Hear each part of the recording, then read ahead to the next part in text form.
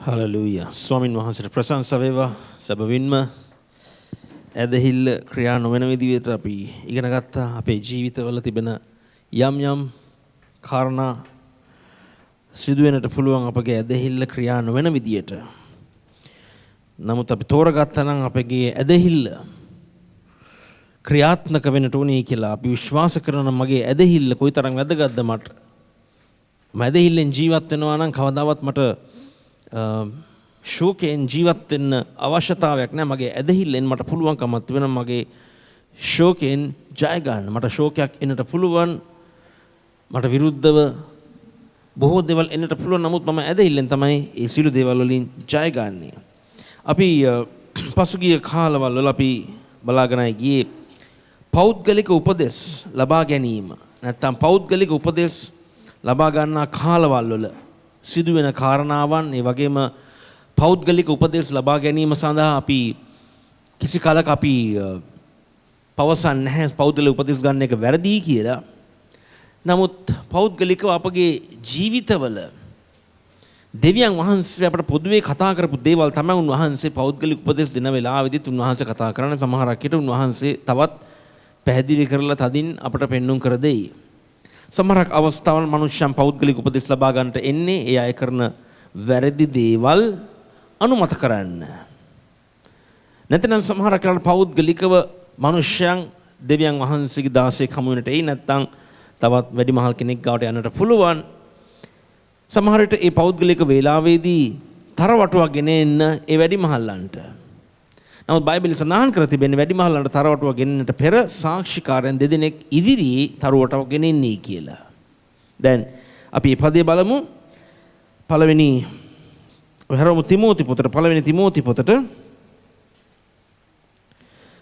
තිමෝති පොතට හරවා පස්වෙනි පරිච්ඡේදයේ 19 වෙනි පදේ කියවමු. සාක්ෂිකාරයන් දෙදෙනෙකුගේ නොහොත් තුන්දෙනෙකුගේ සාක්ෂිය පිට මිස නැත්නම් වැඩිමහල්ලෙකුට විරුද්ධව වරද තැබීමක් පිළිනුගනින්න. වරද තැබීමක් පිළිනුගන්න. ඒකෙන් අදහස් කරන්නේ අපි තේරුම් ගන්නට ඕන විශේෂයෙන්ම වැඩිමහල්ලු කියන වචනේ කියලා කියන්නේ වචනය තුල ජීවත් වෙන මනුෂ්‍යයන් ආත්මයෙන් ගමන් කරන කෙනෙක්. වැඩිමහල්ලු කියලා කියන්නේ දෙවියන් වහන්සේගේ සමග කාලයක් ගත කරපු කෙනෙක්, දෙවියන් වහන්සේ සමග ගමන් කරන කෙනෙක්. ඒ වගේම පස්වෙනි පරිච්ඡේදයේ පළවෙනි පදේ මහලු කෙනෙකුට සැර නොකර පියෙකුට මෙන්ද යෞවනයන්ට සහෝදරයන්ට මෙන්ද පළවෙනි පදේ කියන්නේ සැර කරන්න එපයි කියලා වැඩිමහල් කෙනෙකුට. නැත්තම් තරවටු කරන්න එපා නොදැනව යම් කාරණාවන්. ඒට හේතුව යම් කරුණු සමහරක් අයට තේරෙන්නේ නැතු වෙන්නට පුළුවන්. ඉතින් අපට විශේෂයෙන්ම අපි ඉගෙනගෙන සිටින්නේ තරවටු කිරීම සම්බන්ධව නැත්තම් පෞද්ගලික උපදෙස් ගන්නට එන වෙලාවල් වල මනුෂ්‍යයන්ට තිබෙන අදහස් සමහරක් විට ඒ දෙවියන් වහන්සේගේ මනුෂ්‍යයන්ට තරවටු කරන්නට එනවා වෙන්නට පුළුවන්. නැතහොත් උපදේශක් නැත්තම් තමා කරන දේ හරි කියලා අනුමතය ලබා ගන්නට එනවා. ඒ වගේම සමහරක් වෙලාවට එන්නට පුළුවන් විශේෂයෙන්ම කරුණු පහදා ගන්න. කරුණු පහදා ගැනීම සඳහා යමෙක් එනවා නම් ඒක ප්‍රශ්නයක් නොවේ. නමුත් අපි කරන දේ හරි කියලා අපට අනුමත ලබා දෙන්නට ඕන නම් අපි කොයිතරම් උපදෙස් ගත්තත් හරි පෞද්ගලික උපදෙස් ගත්තත් හරි වැඩක් වෙන්නේ නැහැ. අපි දැක්කේ නිකදීමස් කියන මිනිසයා යෝහාන් 3 වෙනි පරිච්ඡේදයේ යේසුස් වහන්සේට පෞද්ගලිකව ඇවිත් හමු වුණා. හමු වුණ වෙලාවේදී යේසුස් වහන්සේ පැහැදිලිව කිව්වා මිනිසෙක් නැවත ඉපදෙන්නට ඕන. දෙවියන් වහන්සේගේ රාජ්‍යයේ කාරණාවන් තේරුම් ගන්නට බෑ ඉපදෙන්න නැත්තම් නැවත ඉපදීමක් නැත්තම් ආත්මික උපතක් නැත්තම්. සමහර කිතුණු භක්තිකයන් කල්පනා කරනවා මේ බයිබලයේ තියෙන දේ මට තේරෙන්නේ නැහැ. නාමිකව සිටින කිතුණු භක්තිකයන් එයා සභාවට එනවා, සභාවෙන් පිටතට යනවා, ඉරුදින සභාවට එනවා. නැත්තම් ඒගොල්ලෝ සිතන්නේ දෙවියන් වහන්සේ සමහර කිට එයායි දෙක තරහ වෙයි කියලා නැත්තම් බය භක්තිවන්තකම නැහැ කියලා එයාගේ ජීවිතවල. නමුත් අපි දකින්නේ විශේෂයෙන්ම අපි තේරුම් ගන්න ඕන සියල්ලට වඩා නැත්තම් හැම දෙයකට වඩා උතුම්ම කාරණාව සිදුවෙන්න ඕන මිනිස්සෙක් නැවත ඉපදෙන්නට ඕන. නැත්තම් ආත්මික උපතක් ලබා ගන්න ඕන දෙවියන් වහන්සේගේ කාරණා පැහැදිලි කරගන්න. දැන් බොහෝ වෙලාවට මිනිස්සුන් එනවා එයාට වචනේ තේරෙන්නේ නැහැ. සමහරක් වෙලාවට මනුෂ්‍යයන් කිය මට තේරෙන්නේ නැහැ වචනය. මට මේ වචන ගන් ගැඹුරු වැඩි වගේ. මේක නිකන් අනවශ්‍ය දේවල් කතා කරමින් සිටින්න අපට තේරෙන්නේ නැහැ මෙවුවා කියලා. අපි සමහරක් විට අපි යම් මට්ටමක සිටිනවා එම ස්ථානයේ අපි සිටින්නේ. නමුත් අපි පැහැදිලිව දකින්නේ යේසුස් වහන්සේ වෙතට මේ නිකදිමස් කියන මේ ෆරිසි තාගමික මනුෂ්‍යය උන්වහන්සේට ආපු වෙලාවේදී යේසුස් වහන්සේ කෙලින්ම කතා කරලා කිව්වේ ඔබ නැවත ඉපදෙන්නට ඕන.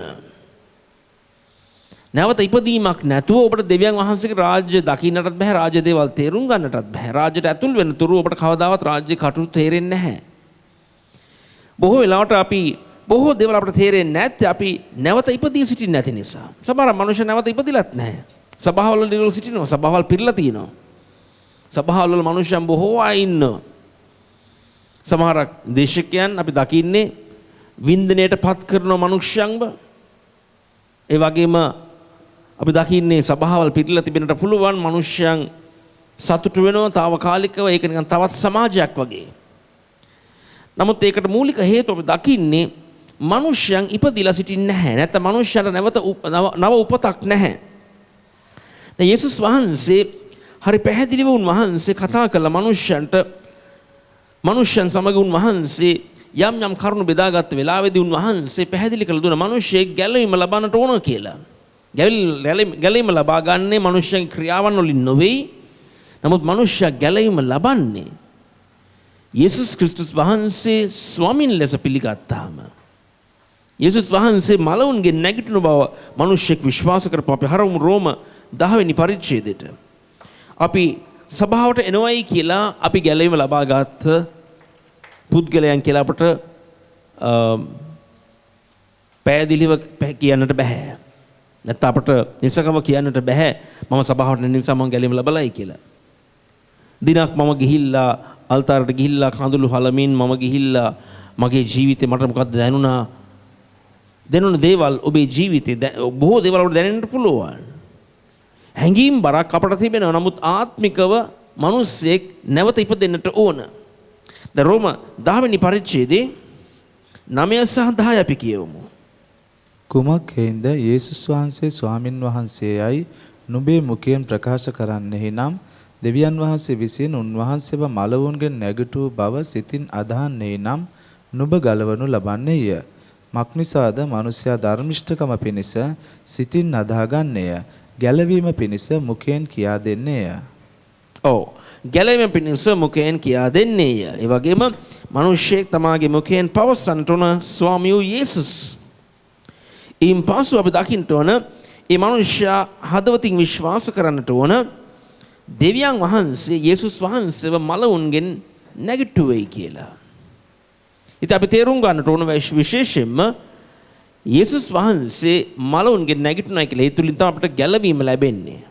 මං කරන යහපත් ක්‍රියාවන් වලින් නෙමෙයි මට ගැලවීම ලැබෙන්නේ. නව උපතක් මට ලැබෙන්නේ. ගැලවීම කියලා කියන තවත් වචනයකින් තමයි නව උපතක්. නව උපතක් ලබා ගැනීම. නව උපතක් ලබා ගැනීම සඳහා මිනිසෙක් නැවත ඉපදෙන්නට ඕන. ඒ මිනිස්යාගේ ජීවිතේ සම්පූර්ණ පරිවර්තනයක් වෙන්නට ඕන. පාපිෂ්ඨ ස්වභාවය සම්පූර්ණයෙන්ම ඉවත් වෙන්නට ඕන. එවිට මනුස්සයට පුළුවන් නව ජීවිතයක් ලබා ගන්න. ඉතින් යේසුස් වහන්සේ පැහැදිලිව පෙන්눔 කර දුන්නා නිකදීමස්ට ඔබගේ ක්‍රියාවන් වලින් නෙමෙයි ඔබ ගැලවීම ලබන්නේ. නැත්නම් ඔබේ ක්‍රියාවන් වල ඔබට ගැලවීම රැක ගන්නටත් බෑ. ඔබ තේරුම් ගන්න ඕන නැවත ඉපදීම කියලා කියන්නේ ආත්මික උපතක් ඔබට තිබෙන්නට ඕන. දෙවෙනියට බැලුවා අපි නොහැදිලිකාරකම. උන්වහන්සේ මතේ පොතේ කතා කළ උන්වහන්සේ ගෝලයන් පෞද්ගලික ඇවිත් යේසුස් වහන්සේ ඇහුවා ස්වාමීනි ඇයි අපිට මේ යක්ෂයන් දුරු කරන්න බැරි වුනේ කියලා. උන්වහන්සේ පැහැදිලි කරලා දුන්නේ ඔබට බැරි වුනේ නොහැදිලිකාරකම නිසා. නොහැදිලිකාරකමට තව වචනයක් තිබෙනවා අකීකරුකම කියලා. අකීකරුකම සහ නොහැදිලිකාරකමේ වචන ඒ දෙකම එක වචනයක් තමයි පාවිච්චි වෙන්නේ. අපි දකින්නේ බොහෝ තැන්වල. ඉතින් මනුෂ්‍යයන් දෙවියන් වහන්සේගේ වචනට අකීකරු වී සිටිනවා නම් ඒ මනුස්සයා නොහැදිලිකාරකමේ ජීවත් වෙන්නේ. කියන්නේ මනුස්සයාට දෙවියන් වහන්සේගේ වචනය අදහන්න බැරි නිසා තමයි මනුෂ්‍යයා වචනයට අකීකරු වෙන්නේ. ඒ වගේම උන්වහන්සේ පැවසුවේ මේ කන්දට ඔබ කතා කරොත් අනිවාර්යයෙන් මේ කන්ද ඔබගේ ජීවිතේ නිවත් වී යයි. ඔබ කතා කරන කඳ වලට ඔබ අන කරනවා නම් යම් කන්දකට එනම් ඒ කන්ද නැමැති ඒ ප්‍රශ්නයක් වෙන්න පුළුවන්. නැත්නම් ඔබට යම් කාරණාවක් තිබෙන්න පුළුවන්. ඒකට කතා කරන්න. ඒ වගේම උන්වහන්සේ පැවසුවේ ලූක් 17 වෙනි පරිච්ඡේදයේ පස්වෙනි පදේ උන්වහන්සේට ගෝලයන් ඇවිත් පෞද්ගලිකව ඇවිත් කිව්වා ස්වාමීන් අපගේ ඇදහිල්ල වැඩි කළ මැනව. උන්වහන්සේ කිව්වේ ඔබගේ ඇදහිල්ල වැඩි කරන්න ඕන නම් එන ඔබට අවශ්‍ය කරන්නේ මේ ඇඹිල්ල ගසට කතා කරන්න. ඇඹිල්ල ගසට කතා කරන්න. ඉතින් පෞද්ගලික උපදේශ ගන්නට එන වෙලාවේදී යේසුස් වහන්සේ වෙන වචනයක් නොවේ අපට දෙන්නේ. උන්වහන්සේ කතා කරන්නේ ওই වචනේම තමයි. උන්වහන්සේ කතා කරන්නේ ওই වචනේම තමයි. උන්වහන්සේක දේවදාසයෙක් ගිහින් දෙවියන් වහන්සේට යාත්නා කරන්නේ ස්වාමීනි මට ප්‍රශ්න ගොඩක් තිබෙනවා. දෙවියන් වහන්සේ කිව්වා මට කරන්න දෙයක් නැහැ ඔබට තවත්. ඒ වගේ මේ දේවදාසයා කියලා තවත් දේවදාසයෙකුට හමු වෙන්න කියලා ඒ මනුස්සයත් කතා කරලා කිව්වා මොකද්ද මට ප්‍රශ්න ගොඩක් තිබෙනවා මොකද්ද ඔබ මේ ගැන කියන්නේ කියලා. ඒ මනුස්සයත් හැරලා කිව්වා මට ඔබට කරන්න දෙයක් නැහැ කියලා. ඉතින් ඒ මනුස්සයා තේරුම් ගත්තා දෙවියන් වහන්සේ දුන්නේ එක පිළිතුරයි මේ මනුස්සයා දුන්නේ මේ පිළිතුරමයි. මොකක්ද නම් මේකේ තිබෙන අඩුපාඩුව. ඒ මනුස්සයා දේව වංශනයට ගිහිල්ලා තේරුම් ගත්තා. දෙවියන් වහන්සේට කරන්න තිබෙන හැම දෙයක්ම උන්වහන්සේ කරලා හමාරයි. උන්වහන්සේ තව කරන්න දෙයක් නැහැ. මේ දේවදාසයාත් ඒ මනුස්සයාට හැරලා කිව්වේ දෙවියන් වහන්සේට කරන්න තිබෙන හැම දෙයක්ම කරලා ඉවරයි. තවත් කිසි දෙයක් කරන්න නැහැ. පෞද්ගලික උපදේශ අපි ලබා ගන්නට යන්නේ සමහරක් විට අපට වෙන මාර්ගයක් තිබෙනවාද? වෙන විදියකට තිබෙනවා නැත්නම් ෂණිකව යම් දෙයක් අපට ලබා ගන්නට පුළුවන්ද කියලා. නමුත් දෙවියන් වහන්සේට කරන්න තිබෙන හැම දෙයක්ම උන්වහන්සේ කරලා හමාරයි. උන්වහන්සේ ඔබගේ සුවය සම්බන්ධව උන්වහන්සේ ඔබගේ ශාපය දරාගත්තා. කුරුසේදී උන්වහන්සේ මරණයට පත්වී ඔබගේ ශාපය දරාගත්ත නිසා ඔබ සම්පූර්ණයෙන්ම දැන් නිදහස්ව සිටින කෙනෙක්. ඔබට සුවය උන්වහන්සේ අවුරුදු 2000කට පෙර සුවය උන්වහන්සේ ඔබගේ ශරීරයට නිකුත් කරලා හමාරයි. ඔබට තිබෙන්නේ විශ්වාස කරන්න, අදහන්න උන්වහන්සේගේ වචනේ කෙරේ ඔබගේ මුළු විශ්වාසය තබා ඔබ ජීවත් වෙන්නේ. ඉතින් උන්වහන්සේට කරන්න තිබෙන හැම දෙයක්ම උන්වහන්සේ කරලා හමාරයි. ඒ වගේම මතියු අපැලුවේ පෞද්ගලික උපදේශයක් ලබා ගන්නට ගිය වෙලාවේදී මනුෂ්‍ය යේසුස් වහන්සේ වෙතට ඒ වගේම ගෝලයන් උත් ගිය වෙලාවේදී මතියු 19 වෙනි පරිච්ඡේදයේ විවාහ සම්බන්ධව අපි කරුණු කීපයක් බලාගෙන ගියේ සති කීපයක් තුලම මේ සති දෙක තුනේම විවාහ සම්බන්ධව. ඉතින් උන්වහන්සේ ගෝලයන් ඇවිත් කිව්වා මේ විවාහ වෙන එක හොඳ නැති කතාවක් නේ. අපි විවාහ නොවී ඉන්න එක වඩා හොඳයි නේ. නමුත් උන්වහන්සේක පහදලා දුන්න කාරණා උන්වහන්සේ කිව්ව හැම කෙනාටම ඔක පිළිගන්නට බෑ. සමහරක් අයට විවාහ වෙන්න අවශ්‍යයි. සමහරක් අයට දෙවියන් වහන්සේගේ රාජ්‍ය සඳහා එයාට විවාහ වෙන්නට ඒගොල්ලන්ට දෙවියන් වහන්සේ අනුග්‍රහය දී තිබෙනවා නම් එයාට අවශ්‍යතාවයක් නැහැ විවාහ වෙන්න. ඉතින් අපිට කවදාවත් නීති දමන්නට බෑ මේ විදියට. නමුත් විවාහය උන්වහන්සේ ආරම්භයේදී උන්වහන්සේ නියම කරපු කාරණාවක්. ඒට හේතුව මේ ප්‍රශ්නය ආවේ ඇත්තටම ඒ ආගමික මනුෂ්‍ය යේසුස් වහන්සේගෙන් ප්‍රශ්න කරා ඇයි මේ අත්හැරීමේ පත්තරයක් මෝසස් අවසර දුන්නේ ලියා තමාගේ භාර්යාව අත්හැර දාන්න. යේසුස් වහන්සේ හැරලා කිව්වේ ආරම්භයේදී ඒ ආකාරව නොවේ තිබුණේ. නමුත් උන්වහන්සේ කිව්වේ මනුෂ්‍ය නැත්නම් මනුෂ්‍යගේ තිබෙන තද සිත නිසා. අපි දකින්නේ බොහෝ අද විවාහ කඩාකප්පල් වෙන්නට හේතුව තද සිත් නිසා. මනුෂ්‍යන්ට වෙනස් වෙන්නට කැමති නැති නිසා.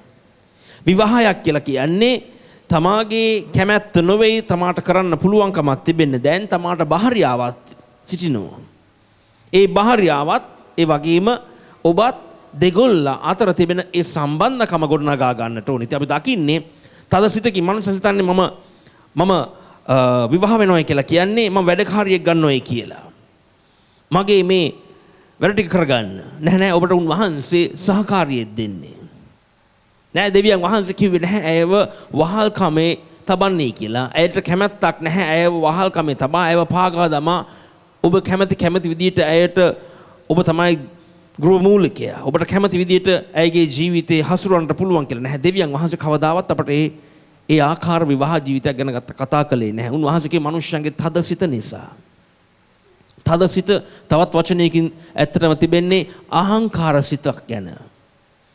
දැන් අපි දකින්නේ අහංකාර මනුෂ්‍යයන්ගේ ජීවිතවල තද සිත් තිබෙනවා. මුලදී අපි දකිනවා ප්‍රේමයේ ආලය මනුෂ්‍යයන්ට පෙන්වන්නට පුළුවන්. නමුත් කාලයක් ගියයින් පසුව ඒ තද සිත නැත්තම් ඒ ඔක්කොම මතුවෙන්න පටන් ගන්නවා. නැත්තම් ඒ ඵල පසුව තමයි දකින්නට යන්නේ අපි. ඒ නිසා මිනිස්සෙ ගැලවීම ලබා ගත්තාම මේ මිනිස්සයා දෙවියන් වහන්සේගේ වචනේ තේරුම් ගත්තාම විවාහ ජීවිතයක් කියන්නේ කුමක්ද කියලා තේරුම් අරගෙන විවාහබස් වුණාම ඒක ප්‍රීතිමත් විවාහ ජීවිතයක් වෙන. දැන් අදහස් අදහස් කරන්නේ ඔබට සම්පූර්ණ මාංක සම්පූර්ණ විවාහ දවසේ ඉඳන්ම කවදාවත් ඔබට ප්‍රශ්න පීඩා කරදර එන්නේ නැහැ කියලා. නමුත් ඔබට පුළුවන් විසඳුමක් සොයන්නේකින්. ඔබට විසඳුමක් සොයන්න පුළුවන්. ඒ නිසා අපි විශේෂයෙන්ම දේව ලියවිල්ල හැටියට අපි විවාහ වෙනවා නම් විවාහ වෙන්න ඕන කිතුණු දේව දරුවෙක්. ලෝකේ කෙනෙකුත් සමග අපට විවාහ බස් වෙන්නට බැහැ. මොන හේතුවක් නිසාද? ඒ අයට තේරෙන්නේ නැහැ විවාහ ජීවිතය කියන්නේ මොකක්ද කියලා. ඒ අයට දන්නේ නැහැ.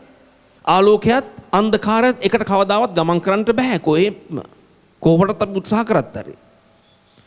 ඒ වගේම තමයි දෙවියන් වහන්සේ නොදැනව සිටින කෙනෙකු විවාහ වෙන එක මනුෂ්‍යයන් කියන්නේ නැහැ පසුව ඒ ඔක්කොම වෙනස් වෙයි කාලයක් ගියන් පස්සේ වෙනස් වෙයි. කොහොමද ඔබ දන්නේ ඒක වෙනස් වෙයිද නැද්ද කියලා? කොහොමද ඔබ දන්නේ? ඔබට හොඳට කියන්න බෑ මනුෂ්‍ය ගැලීමට පැමිණෙයිද නැද්ද කියලා. දැන් මනුෂ්‍යයන් ඒ මුල අවදීදී ආලේකරණ නිසා නැත්නම් ආශාව නිසා ඒගොල්ලෝ දෙගොල්ල විවාහබස් වෙනවා. ඊතන්නේ අදහස් වමාරු කරා දැන් අපි ඔක්කො දෙදෙනා හොඳටම දන්නවා දැන්. ඒ නිසා තමයි අපට ආත්මික මඟ පෙන්වීමක් අවශ්‍ය වෙන්නේ. ආත්මයන් වහන්සේගේ මඟ පෙන්වීමක් අවශ්‍ය වෙන්නේ. අපගේ මනස අපි දියුණු කර ගන්න ඕන දෙවියන් වහන්සේගේ වචනයෙන් දෙවියන් වහන්සේ කැමැත්ත කුමක්ද කියලා දැනගන්න. මොකද විවාහ වුණායින් පසුව යම් දේවල්ට අපි මුහුණ දෙන්න වෙනවා. අපිට විශාල අභියෝග තිබෙනවා විවාහ වුණායින් පසුව. විවාහ වෙනට පෙර හැම එකක්ම හරි වාගේ අපිට පෙනෙන්නේ. විවාහ වුණායින් පසුව ඒවට මුහුණ දෙන්න අපි සූදානම් වෙන්නට ඕන. අපේ තද සිත් තියාගෙන බෑ අපිට විවාහ ජීවිත ගෙන යන්න. දෙගොල්ලගේම. ඉතින් අපිට යේසුස් වහන්සේ මේකට ප්‍රශ්නයට පිළිතුරක් දුන්නායින් පසුව අපි දකින්නේ උන්වහන්සේ ගෝලයන් කිව්වා අපෝ මේ කරදරයක් නම් මෙම අපේන විවාහ නොවින්න එක වඩා හොඳයි කියලා. නමුත් උන්වහන්සේට අනුමත කළේ නැහැ. උන්වහන්සේ අනුමත කළේ නැහැ ඒක. ගෝලයන් සමහර හිතලා ඇති මේක හොඳ කාරණාවක් අපට ගන්න පුළුවන් නේ යේසුනි අපටත් පුළුවන් අපටත් මේ අත්හැරී දම නැත්තම් මේ විවාහ දික්කසාද පත්‍රයක් අපි සූදානම් කරමු අපි අපේ භාර්යාවන් සමගත්. අපටත් කැමති මේ තනිකඩව ජීවත් වෙන්න. සමහර මනුෂ්‍ය විවාහ වුණායින් පසු ටික කාලයක් ගියන් පස්සේ කැමති මට තනිකඩව ජීවත් වෙන්න කැමති. මට කැමති මයි කොළු කාලය. මතක් වෙන ඒගොල්ලන්ට. නැහැ ඔබේ කොළු කාලේ ඔබ අතර දාන්න ඔබ පුරුෂයෙක් දැන්. ඔබට දැන් භාර්යාවක් ඉන්නවා. ඔබට දැන් දූ දරුවන් ඉන්නවා. ඔබ සිතන්න ඕන ඊට වඩා වෙනස් විදියට සම්පූර්ණයෙන්ම. තමරක් අයට කැමතිට කොළු කාලේ වගේ ඔහේ නිකන් නිදහසේ ජීවත් වෙන්න. නැහැ අපිට එහෙම කරන්න බෑ. අපි දැන් විවාහ වුණාම අපි එක මාංශයක් වෙනවා. එක මාංශයක් වුණාම යන මාංශය යන හැම තැනකම ඔබගේ මාංශය ඔබ සමග සිටින්නට පුළුවන්. නමුත් ඒ මාංශය දැන සිටින්නට ඔබ කොයි ස්ථාන සිටින්නේ කියලා කොහෙද ඔබ සිටින්නේ කියලා මොකද්ද ඔබේ ජීවිත සිදු වෙන්නේ කියලා. ඉතින් ඔබගේ දුරකථනය අසපුවාම ඔබගේ භාර්යාව කොහෙද ඔබ ඉන්නේ කියලා ඔයාට දන්නේ නැහැ මම ඉන්න තැන. දැන් ඒකෙන් පැහැදිලිව පෙනෙන්නේ එක මාංශයක් නොවේ මේ දෙගොල්ලා වෙන් වෙන අදහස් සිතුවිලි තිබෙන නිසා. ඇයි මං ගැන සැකයක්ද? දැන් එවැනි වචන ඇති වෙන්නේ තද සිතක් මනුෂ්‍යකට තිබෙනවා නම්. ඇයි ප්‍රේමයෙන් අපිට කතා කරලා කියන්න බැරි මම මෙන්න මේ ස්ථානයේ සිටින්නේ. මං අහවල් කෙනා හමු වෙන්නට ආවා. දැන් ඒ ප්‍රශ්න නිතරම අපි දකින්නේ මනුෂ්‍යයන්ගේ විවාහ ජීවිතවල තිබෙන මනුෂ්‍යයන් කියන්නේ දැන් මම විවාහ වුණයි කියලා කියන්නේ මට මගේ නිදහස නැති වුණා. නැහැ ඔබේ නිදහස නැති වුනේ නැහැ. ඔබට දැන් දෙගොල්ල තුල දෙවියන් වහන්සේ තුල උන්වහන්සේගේ වචනය තුලින් ඔබට නිදහසක් තිබෙනවා. ආත්මික ගමන ජීවත් වෙන ආත්මික විවාහ ජීවිතයක් ගත කරන්න පුළුවන් ඔබට. ඔබගේ භාර්යාව ඔබට බරක් වෙන්නේ නැහැ. බයිබලේ කවදාවත් පැවසුවේ නැහැ භාර්යාවක් ඔබ ලබා ගත්තන් පසුව දැන් ඔබට දැන් වැඩි බරක් වුණයි කියලා. අපි හරවමු හිතෝපදේශයට. හිතෝපදේශය 18 වෙනි පරිච්ඡේදයේ 22 වෙනි පදේ. භාර්යාවෙකු සම්බ කර ගන්නා යහපතක් සම්බ කරගන්නේය. ඔහුට ස්වාමින් වහන්සේගෙන් කරුණාවද ලැබේ. ඔව්. භාර්යාවක් හම්බුන කෙනාට බරක් ඇති වුණාද කියලා කියන්නේ උතන. ස්වාමින් වහන්සේ කරදරයක් වුණාද?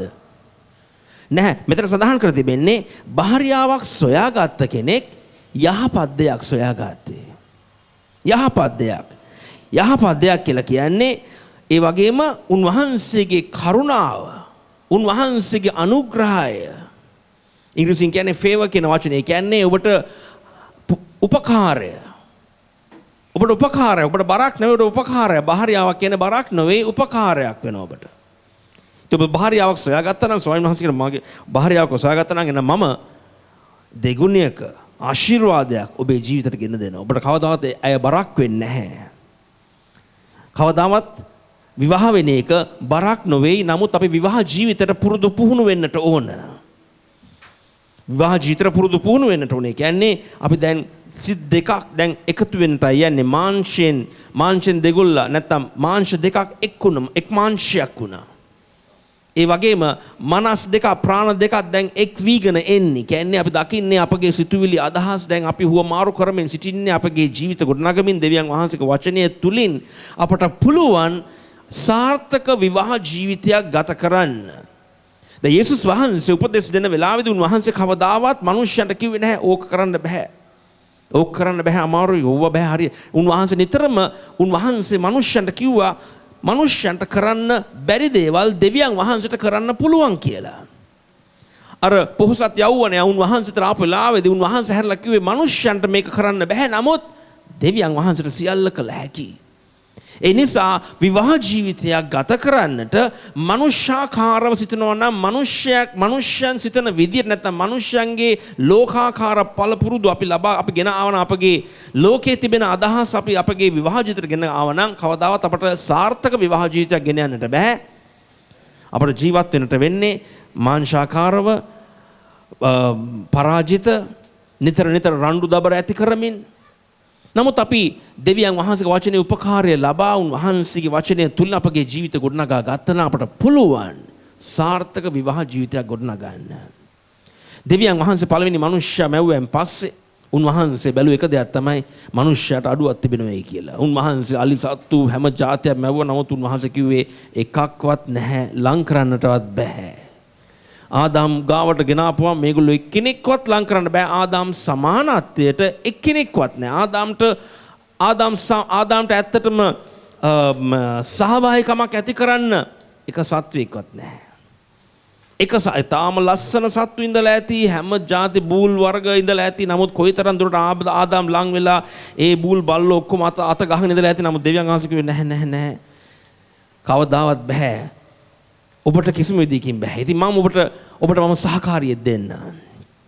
ඔබට උපකාර කරන්න. තවත් ඔබට කෙනෙක් අවශ්‍යයි. මම දන්න ඔබේ තනිකම.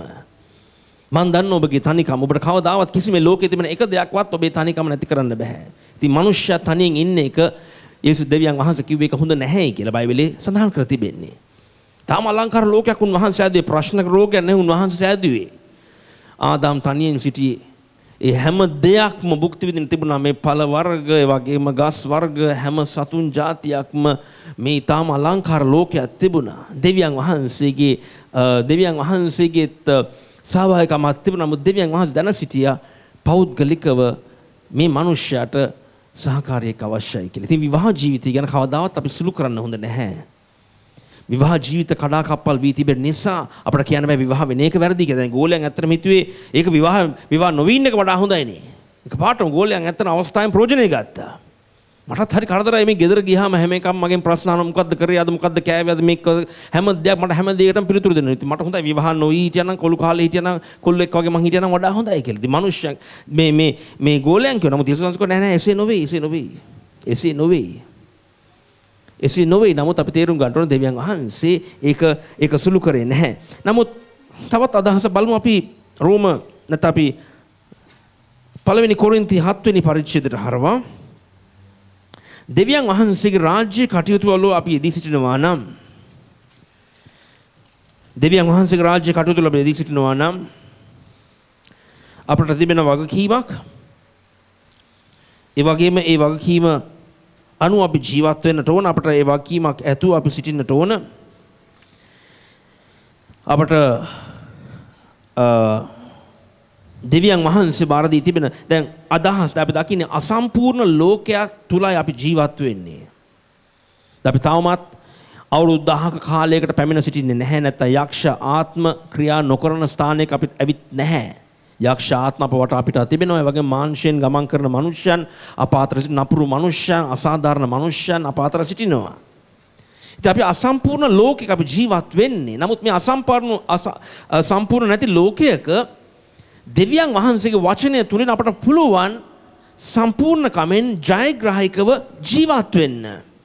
කිසි කලක අපට පවසන්නට බෑ.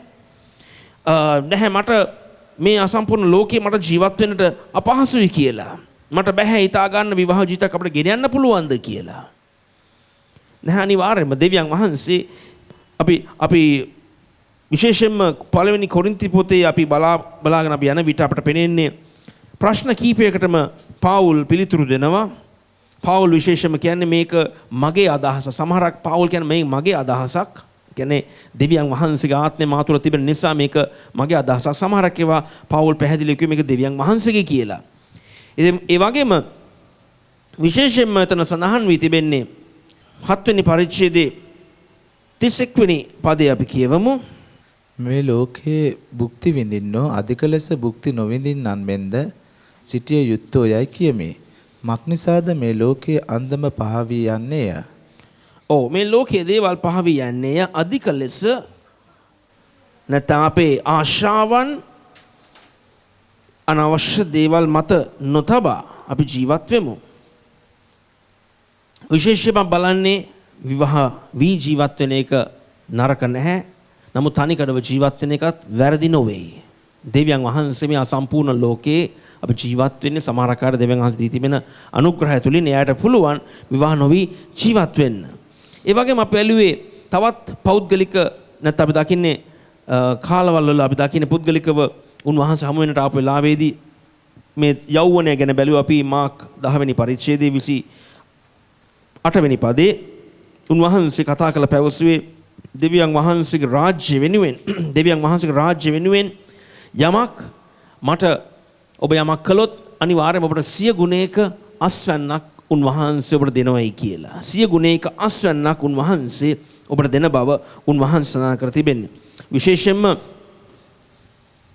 මනුෂ්‍යයන් සමහරක් දෙවියන් වහන්සේ මේ යෞවනය යේසුස් වහන්සේට ආපු වෙලාවේදී ඒ මනුෂ්‍යයා උත්සාහ කරේ ගැලවීම ලබා ගන්න තම සදාකාල ජීවනය ලබා ගන්න තමාගේ ක්‍රියාවන් වලින්. නමුත් යේසුස් වහන්සේ හැරලා කිව්වේ මේ ක්‍රියාවන් වලින් නොවේයි අනිවාර්යයෙන්ම ඔබට කවදාවත් බෑ සදාකාල ජීවන ලබා ගන්න ඔබගේ යහපත් ක්‍රියාවන් වලින් ඔබට අවශ්‍ය කරන්නේ කුරුසිය රැගෙන උන්වහන්සේගේ පසුපස්සෙන් එන්න නැත්නම් කුරුසියේ පණිවිඩය පිළි අරගෙන උන්වහන්සේ විශ්වාස කරමින් ගමන් කරන්න. ඒ නිසා විශේෂයෙන්ම උන්වහන්සේ සඳහන් කර තිබෙන්නේ උන්වහන්සේ නැවත අපට ලබා දෙනවයි කියලා. ඉතින් පෞද්ගලික අපි මේ යෞවනයේ ආපු වෙලාවේදී උන්වහන්සේ ඊට පස්ව අපි දකින්නේ ගෝලයන් ඒකට ප්‍රශ්න කරා. ගෝලයන් නිතරම තිබුණ පෞද්ගලික ප්‍රශ්න. යේසුස් වහන්සේ පොදුවේ මිනිස්සුන්ට පිළිතුරක් දුන්න වෙලාවේදී පසුව ගෝලයන් ඇවිත් ස්වාමීනි ඔබ වහන්සේ මේ මිනිස්සුන්ට මේ විදිහට කිව්වා ස්වාමීනි මොකද්ද ස්වාමීන් වහන්සේ මේක ඇත්ත කතාව. යේසුස් වහන්සේ හැරලා කිව්වා ඉතින් අපි ඔක්කොම අතර ආවයි කියලා. පේත්‍රුස් විශාල ව්‍යාපාරයක් කරපු මිනිස්සෙක් මසුන් ව්‍යාපාරයක් කරපු මිනිස්සෙක් අපි ඔක්කොම අතර ඔබ වහන්සේ පසුපස්සෙන් ඔබ අපට මොකද්ද කරන්නේ කියලා.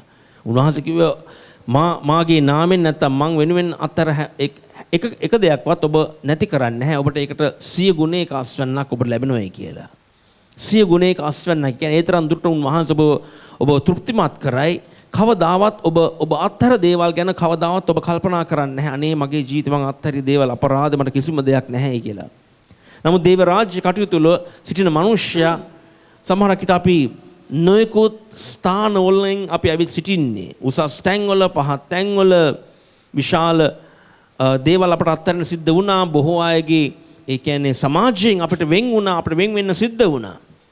නමුත් දෙවියන් වහන්සේ කියන්නේ ඒ ගැන කල්පනා කරන්න එපා. මොකද ඊට වඩා තෘප්තියක් මම ඔබට දෙනවා. ඒවා ඔබට දුන්නේ తాවකාලික සතුටක්. නමුත් දෙවියන් වහන්සේ ඔබට සදාකාලේ නැත්නම් උන්වහන්සේ ඔබට පොරොන්දු වී තිබෙන ප්‍රකාරයට උන්වහන්සේ ඔබට දෙන්නේ සදාහටම උන්වහන්සේ පොරොන්දු වෙනවා 100 ගුණයක අස්වැන්නක්. 100 ගුණයක අස්වැන්නක් උන්වහන්සේ ඔබට පොරොන්දු වී තිබෙනවා. ඒ නිසා ඔබ විශ්වාස කරන්න. 100 ගුණයක අස්වැන්නක් ඔබට තිබෙනවායි කියලා. ඉතින් ඔබ අත්හැර දේවල් ගැන කල්පනා කරන්න එපා. නමුත් ඔබ කල්පනා කරන්න මම අත්හැර තිබෙන දේවල් වලින්ට වඩා උතුම් දේවල් මම අද දවසේ මගේ ජීවිතේ මම භුක්ති විඳිනවා. අපි දකින්නේ දෙවියන් වහන්සේ කතා කළා ලෝත් සහ ලෝත්ගේ භාර්යාවට එන්නේ කියලා. ඒ විනාශකාරී ලෝකයෙන් එන්නේ කියලා කතා කළා. කිසි කෙනෙකුට පස්ස හැරලා බලන්න එපයි කියලා කිව්වා. නමුත් ලෝත්ගේ භාර්යාව පස්ස හැරලා බැලුවා. මොකක්ද උනේ? එදා දවසේදී මේ මොහොතේදීම ලුණු කුළුණක් වුණා.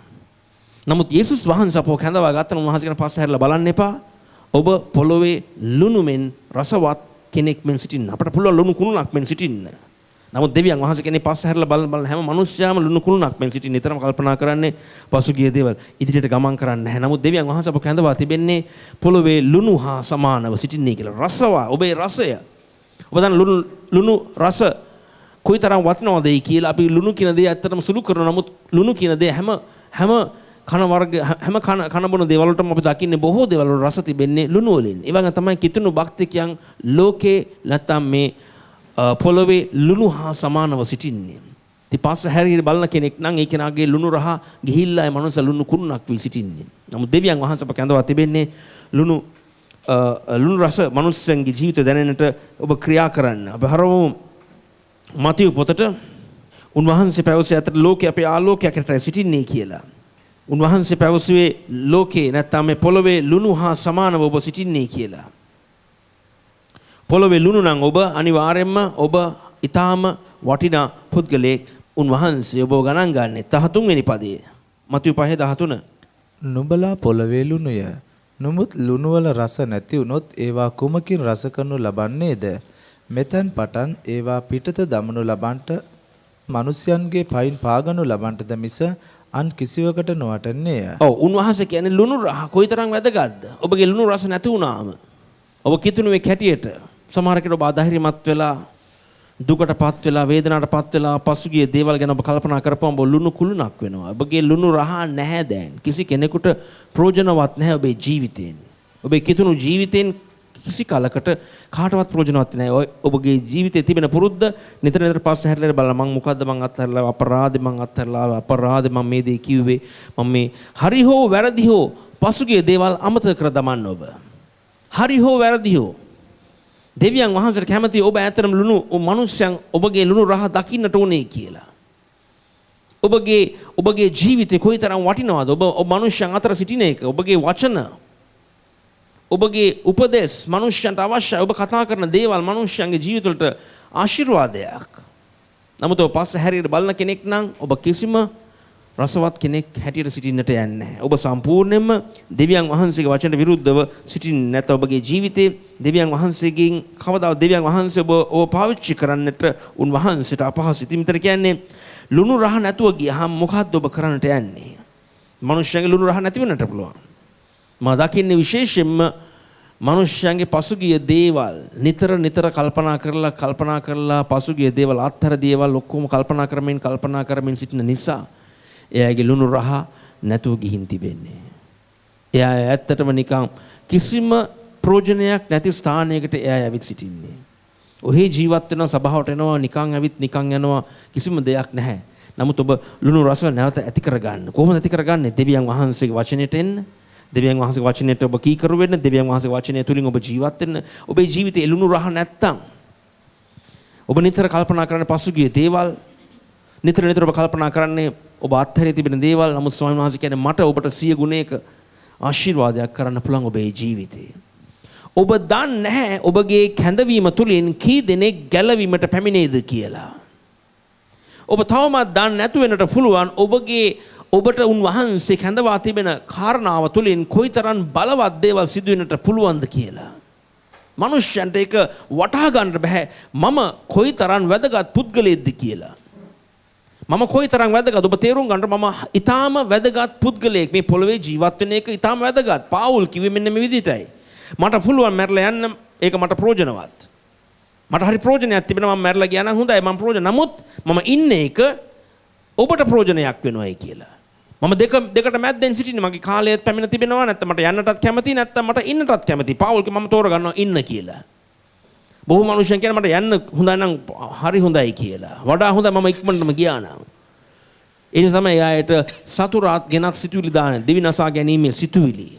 මැරලා ගියා නම් වඩා හොඳයි. ඔබ ගැන කවුරුවත් කල්පනා කරන්නේ නැහැ. කිසි කෙනෙක් ඔබ ගැන කවුරුත් අවශ්‍ය නැහැ ඔබ ගැන කල්පනා කරන්න. ඔබ තේරුම් ගන්නට ඕන ඔබට තිබෙන්නේ දෙවියන් වහන්සේගේ වචනය මෙනෙහි කරන්න.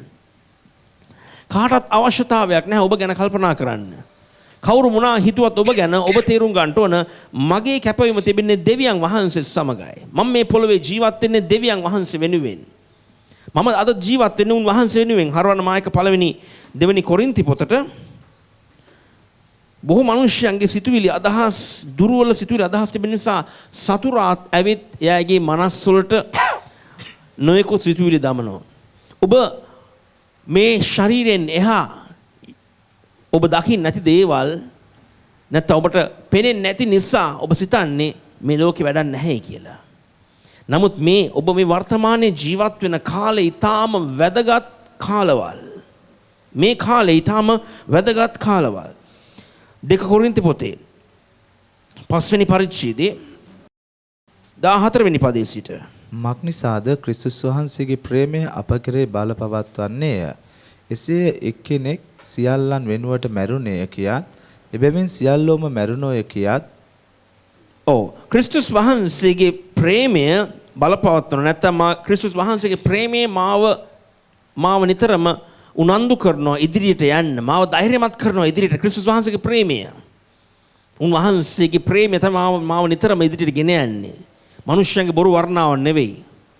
මනුෂ්‍යයන්ගේ බොරු වර්ණාවක් අවංක මනුෂ්‍යයන් ඉන්නවා. ඔබ ධෛර්යමත් කරන මනුෂ්‍යයන් ඉන්නවා. අවංකව මම දන්නවා සමහරක් අවංක මනුෂ්‍යයන් කීප දෙනෙක් ඉන්නවා. නමුත් අපි දකින්නේ බොරු වර්ණාවල් ඒවා කවදාවත් ඔබට ප්‍රයෝජනවත් වෙන්නේ නැහැ. නමුත් ඔබ තේරුම් ගන්නට ඕන ක්‍රිස්තුස් වහන්සේගේ ප්‍රේමය තමයි ඔබගේ ජීවිතේට බලපෑමක් ඇති කරන්නේ නැත්නම් ඔබව උනන්දු කරන්නේ ඉදිරියට යන්න. යන්න බය නැතුව ඉන්න මගේ ප්‍රේමය මම ඔබට කොයිතරම් දුරට ප්‍රේම කරනවද? ඒ නිසා ඔබට කිසිම අඩුවක් වෙන්නේ නැහැ. කිසි විදිහක ඔබට තනිකමක් දැනෙන්න අවශ්‍යතාවයක් නැහැ. දෙවියන් වහන්සේගේ ප්‍රේමය ඔබගේ ජීවිතේට බලපවත්වයි. දෙවියන් වහන්සේගේ ප්‍රේමය ඔබ උනන්දු කරා ඉදිරියට යන්න. දිගටම කියවමු. උන්වහන්සේ සියල්ලන් වෙනුවට මැරුණේ ජීවත් වන්නන් තවත් තමුන් උදෙසා ජීවත් නොවි ඔවුන් වෙනුවට මැරී නැවත නැගුටුනා වූ තැනන් වහන්සේ උදෙසා ජීවත් වන පිණිස කියාත් අපි විනිශ්චය කොට කියමුව. අපි පැහැදිලිව අපි අදිෂ්ඨාන කරගමු මම ජීවත් වෙන්නේ මං වෙනුවෙන් මැරුණු සහ මං වෙනුවෙන් නැවත නැගිටිනු ක්‍රිස්තුස් වහන්සේ වෙනුවෙන්. මම ජීවත් වෙන්නේ උන්වහන්සේ වෙනුවෙන්. ඔබ තෝරගත්තා නම් එවැනි අදහස් ඔබ ඉලක්ක කරගත්තා නම් ක්‍රිස්තුස් වහන්සේගේ ප්‍රේමය තමයි මාව ඉදිරියට ගෙන යන්නේ. සමහරක් අය ඉදිරියට යන්න බෑ. මිනිස්සයා මොකක් හරි කිව්වනම් වචනයක් එයා කලකිරීමටපත් වෙනවා. බෑ මට තවත් හිත නැහැ කිතුණු මේ කෙරේ ජීවත් වෙන්න කිතුණු ආය හරිම වංචාකාරයන් සභාවට මට ඉන්න හිතත් නැහැ. ඇයි? ඒගොල්ලෝ මාංශයේ කෙරේ විශ්වාසය තැබුණු නිසා. ඔබ සභාවට එන්නේ ක්‍රිස්තුස් වහන්සේ ඔබ වෙනුවෙන් මැරලා උන්වහන්සේ මලවුන්ගෙන් නැගිටිනු නිසා. ඔබ සභාවට එන්නේ උන්වහන්සේගේ නාමය දරාගෙන මනුෂ්‍යයන්ව ධෛර්යමත් කරන්න. ඔබ තුල යමක් තිබෙනවා තවත් කෙනෙකුට දෙන්න. ඔබ තුල දෙවියන් වහන්සේගේ යහපතක් මනුෂ්‍යයට දකින්නට ඔබට තිබෙනවා ශක්තියක් හැකියාවක්. ඉතින් මෙතන අපි දකින්නේ මම දැන් ජීවත් වෙන්නේ උන්වහන්සේ වෙනුවෙන්. මම ජීවත් වෙන්නේ උන්වහන්සේ වෙනුවෙන්. අහවල් කෙනා මට කියපු දේවල් නිසාවත් නොවේ. යක්ෂයා ඔබට ඇවිල්ලා කියයි දැන් ඔබේ කාලය ඉවරයි. මොකක්ද ඔබට තව කරන්න තිබෙන්නේ? දැන් බලන්න ඔබේ වයස කීයද කියලා. වැඩක් නැහැ දැන් ජීවත් වෙලා. නමුත් අපි දකින්නේ කාලේ ඒ විදිහට සිටුවේ නැහැ. කාලේ 85 වෙනි අවුරුද්දේ කිව්වේ මට අර කන්ද දෙන්නේ කියලා.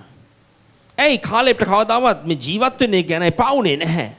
කාලේ කිව්ව මම ජීවත් වෙන දෙවියන් වහන්සේ වෙනුවෙන් මට උපරිම හැම දෙයක්ම උන්වහන්සේ තුල මට ලබා ගන්නට ඕන. උපරිම හැම දෙයක්ම මම කරන්නට ඕන. කාලේ ඒ විදිහට සිටුවේ කාලේ පිටුවේ නැහැ අනිත් අයව ගන්නේ මම මැරලා ගියා හොඳයි දැන් මගේ වයස හරි දැන් මගේ කාලේ හරි මැරලා යන එක වඩා හොඳයි වැඩක් නැහැ කවුරුවත් මාව ගණන් ගන්න නැහැ. කවුරු ගණන් ගත්තත් නැතත් කමක් නැහැ. දෙවියන් වහන්සේ ඔබ ගැන ගණන් ගන්නවා. ඔබ ජීවත් වෙන්නට ඕන. ඔබ උන්වහන්සේ වෙනුවෙන් ජීවත් වුණා නම් එවිට උන්වහන්සේ වෙනුවෙන් ඔබ ජීවත් වෙන්න තෝරගත්තා නම් උන්වහන්සේට පුළුවන් ඔබේ ජීවිතයෙන් කීප දෙනෙකුට ආශිර්වාදයක් වෙන්න. ඔබේ ජීවිතේ මනුෂ්‍යයන්ගේ බුළු වර්ණාවන් නෙවෙයි ඔබට අවශ්‍ය කරන්නේ ඔබ ජීවත් වෙන්නේ මොන හේතුවක් නිසාද මොන කාරණාවක් නිසාද ඔබ ජීවත් වෙන්නේ? මම ජීවත් වෙන්නේ උන්වහන්සේ වෙනුවෙන්. සමහරක් අය ජීවිතේ පාලා තිබෙන සම්පූර්ණයා වැරදි දේවල් කියපු නිසා නැත්නම් ඔබගේ නෑදෑයන් හිත මිතුරන් ඔබ ගැන වැරදි හිතන නිසානේ මට වැඩක් නැහැ ජීවත් වෙලා වැඩක් නැහැ ඒක නැහැ. ඔබ ජීවත් වෙන්නේ ඒ අය නිසා නෙවෙයි.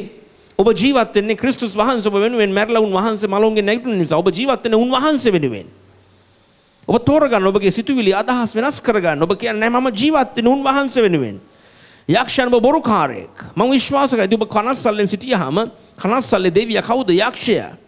දෙවියන් වහන්සේ අමුඛාත්තේ ප්‍රීතිය තිබෙන්නේ ගීතාවලි 16:11 පවසන්නේ. ඒ වගේම හිතා ගන්න පුළුවන් ඊට අනිත් පැත්ත කනස්සල්ලුවේ රජා නැත්නම් කනස්සල්ලුවේ දෙවියා කවුද කියලා? යක්ෂයා. ඉතින් යක්ෂයා හරි කැමති කනස්සල්ලෙන් ඔබ ජීවත් වෙනවා නම් ඒත් ඔබගේ ජීවිතය විනාශ කරන්න. ඔබ කනගාටු ජීවත් වෙනවා කියලා කියන්නේ මරණයටයි ඔබට දෙන්නේ නැත්නම් මරණේ දෙවියටයි ඔබට දෙන්නේ ඔබේ ජීවිතේ ක්‍රියා විනාශ කර දමන්න. ලෞකික ශෝකය. 2 කොරින්ති පොතේ 7:10 සඳහන් කර තිබෙන්නේ ලෞකික ශෝකය ඔබේ ජීවිතයට මරණය ගෙන දෙයි කියලා. ලෞකික ශෝකය ඔබේ ජීවිතේට මරණය ගෙන දෙයි. ඉතින් ඔබට ශෝකයෙන් ජීවත් වෙන අවශ්‍යතාවයක් නැහැ. ඔබට තිබෙන ජීවත් වෙන්න මම ජීවත් වෙන්නේ ක්‍රිස්තුස් යේසුස් වහන්සේ වෙනුවෙන්. මම ජීවත් වෙන්නේ උන්වහන්සේ. මම ජීවත් වෙන්නේ නැහැ මා වෙනුවෙන්. මම ජීවත් වෙන්නේ නැහැ අහවල් ආය නිසා. මම ජීවත් වෙන්නේ උන්වහන්සේ වෙනුවෙන්. ඉතින් මම ඒ දේ තෝරගත්තා නම් ඒතර මට තේරුම් ගන්නට පුළුවන් මම හරි වැදගත් පුද්ගලයෙක්. මේ පොළොවේ මම ජීවත් වෙන එක ඊටාම වැදගත්. ඊටාම වැදගත් කාරණා මම දකිනවා මගේ ජීවිතේ. කවදාවත් ඔබ ඔබගේ ජීවිතය සුළු කරන්න එපා. ඔබ වටිනා පුද්ගලයෙක්. ලෞකික ශෝකය ඔබේ ජීවිතයට මරණය උපදවයි කියලා බයිබලයේ සඳහන් කර තිබෙනවා. ලෞකික ශෝකය අපි කියමු මේ පදේ 2 කොරින්ති 7:10. මක්නිසාද දේව කැමැත්තට එකඟ වූ ශෝකයෙන් තැවෙන්නට කාරණයක් නොවන්නා වූ ගැලවීමට පමුණුවන පසුතැවිලි වීම හටගන්නේය. නමුත් ලෞකික ශෝකය මරණය උපදවන්නේ. ලෞකික ශෝකය මරණය උපදවයි. ලෞකික ශෝකය මරණය උපදවයි. දෙවියන් වහන්සේ ශෝකයේ දෙවියන් නෙවෙයි. දෙවියන් අපි සමහරකට ශෝකයට පත් වෙන අපි යම් පාපයක් කරොත් යම් වැරද්දක් කළොත් අපි දුක් වෙලා අපි උන්වහන්සේට හැරී ආපුවම නැවත අපට ප්‍රීතිය ලැබෙනවා. නැවත අපට ප්‍රීතිමත් අපි වෙනවා. ඔව් ස්වාමිනේ මං කර වැරද්දට මම ගොඩක් දුක් වෙයි. මම පසුතැවිලි මම හැරී එනවා ඔබ වහන්සේට. නමුත් අපි දකින්නේ සමහරක් අය ශෝකයමයි ජීවත් වෙන්නේ. ඒ ශෝකයේ දෙවියන් වහන්සේගේ නෙවෙයි. ඒ ශෝකයේ මරණය හට ගන්න. ඔබ ඊට ඉක්මනින් ඔබ රෝග අතුරටපත් වෙනවා. ඒ වගේම ඔබ තුළ තිබෙන ජීවනය නැතුව ගිහින් ඔබ ජීවත් වෙන්නේ. ඉතින් බලාගෙන යන්නේ පෞද්ගලික උපදෙස් ගන්න කාලවල්. සමහර පෞද්ගලික උපදෙස් ගන්න කාලවල්. ඒ මාර්ථකය යටතේ බලාගෙන යන්නේ පෞද්ගලික උපදෙස් ගන්න කාලවල් වල සමහරක් ඊට විනාශකාරී දේවල් සිද්ධ වෙන්නට පුළුවන්. පෞද්ගලික උපදෙස් ගන්නට යන පුද්ගලයාගේ ජීවිතේ වැරදි නැත්තම් වැරදි අත්දැකීම් තිබෙනවා නම් සමහරක් ඊට ඔබේ ජීවිතේට ඒක බලපෑමක් ඇති වෙන්නට පුළුවන්. පෞද්ගලික උපදෙස් ගන්නට යන වෙලාවේදී මේ මිනිස්යාගේ චරිතය හොඳ නැත්තම් සමහර තවත් විනාශකාරී දේවල් ඇති වෙන්නට පුළුවන්. පෞද්ගලික උපදෙස් ගන්නට යනවා නම් ඔබ හොඳටම සොයා බලා යන්නට ඕන. ඒට හේතුව ඔබ තේරුම් ගන්න ඕන සමහරක් අයගේ චරිතය හොඳ නැහැ. සමහරක් අයගේ චරිතය හොඳ නැහැ. අය සමහරක් විට බාහිරව හොඳ ආත්මික මිනිස්සෙකුට පෙන්눔 කර දෙයි. ඒ නිසා ඔබ රැවටිලා ඒ මිනිස්සයන්ගෙන් උපදෙස් ගන්නට ඔබ යන්න පුද්ගලෙක් වෙන්න පුළුවන්. නමුත් සමහරක් විට එයාගේ ජීවිතවල හොඳ චරිතයක් නැත්නම් ඒක භයානකයි. තවත් අවස්ථා බලමු අපි පෞද්ගලිකව පේතෘස් ඇවිත් යේසුස් වහන්සේට යේසුස් වහන්සේ හමු වෙනට ආපු වෙලාවේදී අපි හරවමු මතියු 16 වෙනි පරිච්ඡේදයට. මතියු 16 වෙනි පරිච්ඡේදය. යේසුස් වහන්සේ යම් කාරණා කතා කරමින් සිටියේ. උන්වහන්සේ යම් කාරණා කතා කරමින් සිටියේ උන්වහන්සේගේ මරණය ගැන සහ උන්වහන්සේ යෙරුසලමට ගිහින් උන්වහන්සේ මරණයට පත්වීම සහ උන්වහන්සේගේ නැවත නැගිටීම සම්බන්ධව උන්වහන්සේ කතා කළා. දෙවියන් වහන්සේගේ වචනය කතා කරා. උන්වහන්සේගේ ආපු කාරණාව ගැන උන්වහන්සේ කතා කළා. 21 වෙනි පදයේ සිට අපි කියවමු. එවක් පටන් යේසුස් වහන්සේ තමන් යෙරුසලමට ගොස් වැඩිමහල්ලන්ගෙන්ද නායක පූජකයන්ගෙන්ද ලියන්නන්ගෙන්ද බොහෝ දේ විඳින්නටත් මරණු ලබන්නටත් තුන්වෙනිදා නැගිටවනු ලබන්නටත් ඕනෑ බව ගෝලයන්ට දන්වන්නට පටන් ගත්සේක. උන්වහන්සේ ගෝලයන් සමග කතාබස් කරමින් සිටියේ. ඒ වෙලාවේදී උන්වහන්සේ පැහැදිලිව පෙන්눔 කර දුන්නා කොහොමද උන්වහන්සේගේ ජීවිතේ මරණයට පත් වෙන්නේ. ඒ වගේම උන්වහන්සේ මලොන්ගෙන් නැගිටිනොයි කියලා උන්වහන්සේ පහදලා දුන්නා. ඒ වෙලාවේදී පේතෘස් කුමක්ද පැවසුවේ? 22 වෙනි පදේ. එවිට පේතෘස් උන්වහන්සේ කැඳවා තරවටු කරන්නට පටන්ගෙන ස්වාමීනි ඒ ඔබ කෙරෙන් දුරු වේවා. ඔබට කිසි කලකත් එසේ සිද්ධ නොවන්නේ යයි කීවේය. පේතෘස් යේසුස් වහන්සේට තරවටු කළා. සමහරක් වෙලාවට ආත්මික දේවල් මිනිස්සෙක් කතා කරපුවාම ආත්මික දේවල් මිනිස්සෙකුට තේරුම් ගන්න බැරි වුණාම ඒ මිනිස්සයා සමහරක් විට තරවටු කරන්න පුළුවන් කවුරු හරි කෙනෙකුට වැරදි ලෙස. දැන් ඒ තරවටුව තුලින් අපි දන්නවා ඒකේ පස්සෙන් කවුද සිටියේ කියලා. ඊට පස්සේ බලමු යේසුස් වහන්සේ තේරුම් ගත්තා මේ තරවටුව පැමිණෙන්නේ ආත්මයන් වහන්සේගෙන් නොවේ. නමුත් කොහෙන්ද මේක පැමිණෙන්නේ කියලා. 23 වෙනි පදේ. නමුත් උන්වහන්සේ හැරී පේතෘස්ට කතා කොට සාතන් මා පස්සට යව. නුඹ මට බාධාවක්ය. මක්නිසාද නුඹ මිනිසයන්ගේ කාරණා මිස දෙවියන් වහන්සේගේ කාරණා කල්පනා කරන්නේ නැතයි කීසේක. දැන් අපි දකින්නේ සාතන් යක්ෂ ආත්ම මනුෂ්‍යයන් තුල ක්‍රියා කරන්න පුළුවන්. දැන් මෙතන අපි දකින්නේ පේතෘස් යේසුස් වහන්සේ වෙත් තරවටු කළා. යේසුස් වහන්සේට තදින්ම කිව්වා නැහැ ඔසේ කවදාවත් වෙන්නේ නැහැ ඕක. නමුත් යේසුස් වහන්සේ ආවේ දෙවියන් වහන්සේ කැමැත්ත ඉෂ්ට කරන්නටයි. යේසුස් වහන්සේ ආවේ දෙවියන් වහන්සේ කැමැත්ත ඉෂ්ට කරන්න. යක්ෂයා දකින්නේ මනුෂ්‍යාකාර විදියට. මනුෂ්‍යයන් ඔහේ ජීවත් වෙන ඔහේ ජීවත් වෙච්ච දෙයින්. නමුත් දෙවියන් වහන්සේට වඩා උන්වහන්සේට තිබුණා දැනුමක්, උන්වහන්සේට විශාල සැලැස්මක් තිබුණා මනුෂ්‍යයා ගැලවීම සඳහා. දෙවියන් වහන්සේ තාම විශාල වශයෙන් දකින්නේ. නමුත් මනුෂ්‍යයන් නිතරම දකින්නේ, ඒ වගේම යක්ෂයාත් මනුෂ්‍යයන්ට පෙන්눔 කර දෙන්න හදන්නේ සාමාන්‍ය දේවල්. නමුත් දෙවියන් වහන්සේ විශාල සැලැස්මක් තිබෙන මිනිස් ජාතිය ගලවා ගැනීම සඳහා. මනුෂ්‍යයන්ගේ ජීවිත විනාශයෙන් උන්වහන්සේ ගලවා ගන්නේ කොහොමදයි කියලා. ඉතින් උන්වහන්සේ ගලවා ගන්නට, මනුෂ්‍යයව ගලවා ගන්නට උන්වහන්සේට සිද්ධ වුණා මේ කාරණා කියා දෙන්න. කියා දුන්න වෙලාවදී යක්ෂයා ඇවිත් මොකද්ද පේතෘස් තුලින් ඇවිත් මොකද්ද පැවසේ? එසේ නොවේවා, කවදාවත් ඕක වෙන්නේ නැහැ. ඇයි? යේසුස් වහන්සේ පැවසුවා නම් මම මරණයට පත් වෙනවයි කියලා. දෙවියන් වහන්සේගේ කාරණාවල් සම්පූර්ණයෙන්ම කඩාකප්පල් වෙනවයි කියලා යක්ෂයා යේසුස් වහන්සේට ප්‍රශංසා කරන්න තිබුණා. නමුත් යේසුස් වහන්සේ කියපු එක වචනයක් විශේෂයෙන්ම උන්වහන්සේ පැවසුවේ, නමුත් තුන්වෙනි දවසේදී මලවුන්ගෙන් නැගිටිනවයි කියලා. දැන් යක්ෂයාට මරණයෙන් මිනිස්සෙක් නැගිටින එක කවදාවත් යක්ෂයාට කැමති නැහැ. ඒක විශාල ජයග්‍රහණයක්. ඒ නිසා තමයි යක්ෂයා පේතෘස් හරහා ඇවිත් කිව්වේ එසේ නොවේවා, කවදාවත් ඕක සිද්ධ වෙන්නේ නැහැ. ඔබ මරණයට නම් පත් වෙනවා, අනිවාර්යෙන් මම ඔබව මරණයට පත් කරනවා. නමුත් ඔබ කවදාවත් මලවුන්ගෙන් නැගිටින්නේ නැහැ. එසේ නොවේවා. එසේ කවදාවත් සිදු වෙන්නට යන්නේ නැහැ. ඔබ කවදාවත් මරණයෙන්, ආපායෙන් කවදාවත් ඔබ නැවත නැගිටින්නේ නැහැ. කිසි කලක මේ රාජ්‍ය මටයි අයිති. දැන් මෙතන තිබුණ විශාල සටනක්.